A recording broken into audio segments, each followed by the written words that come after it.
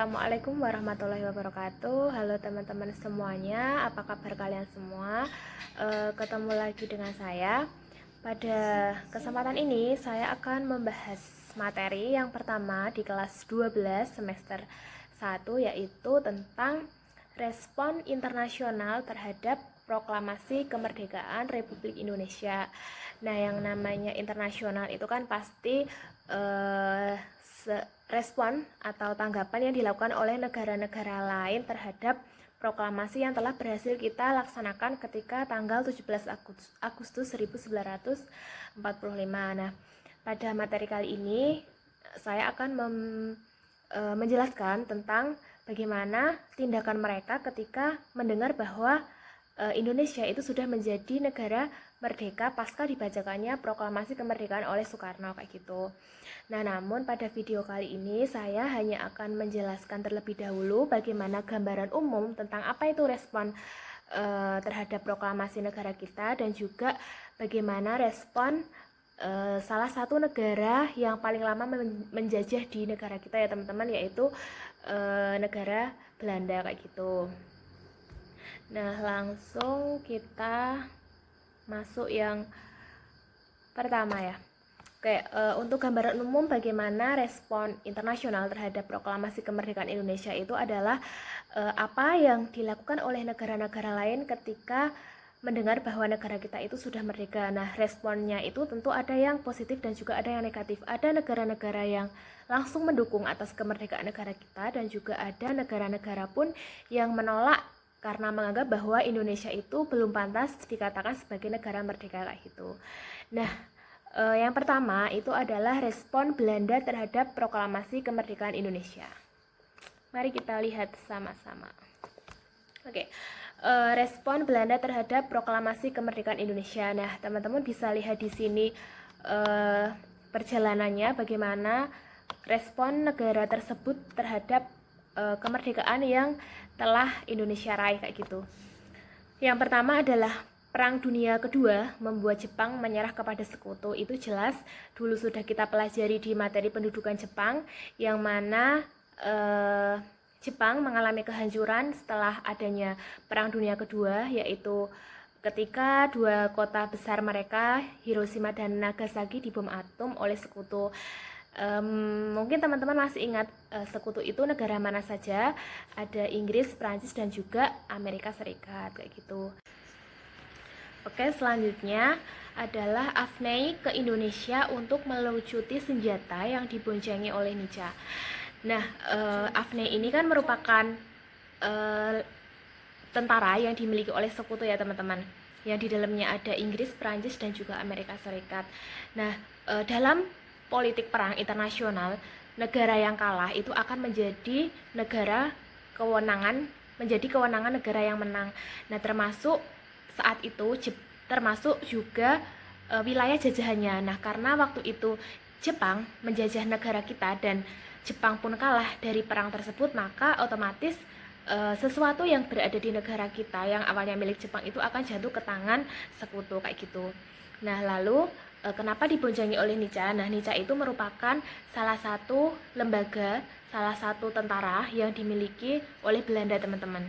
Jadi mungkin ada maksud tersendiri tentunya kenapa bisanya Nica masuk ke Indonesia dengan berbarengan oleh Afnei, kayak gitu.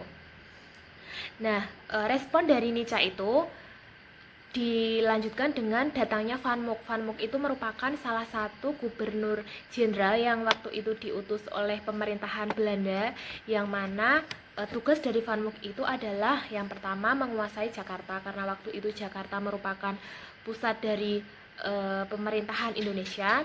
Lalu yang kedua adalah membentuk negara persemakmuran Hindia Belanda.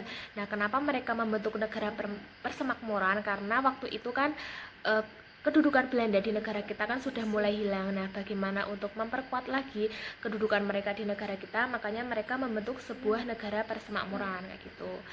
Nah, lalu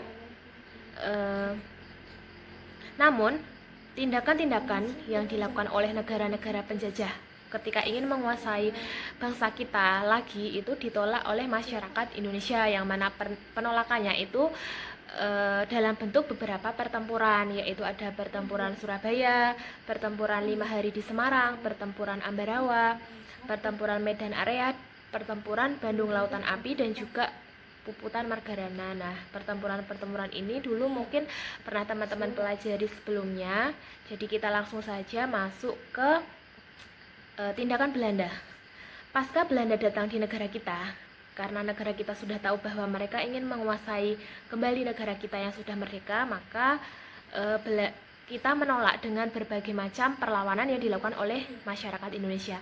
Nah, sebagai timbal baliknya, Belanda melakukan agresi yang waktu itu dilakukan 2 kali, yaitu agresi militer Belanda pertama dan juga agresi militer Belanda kedua.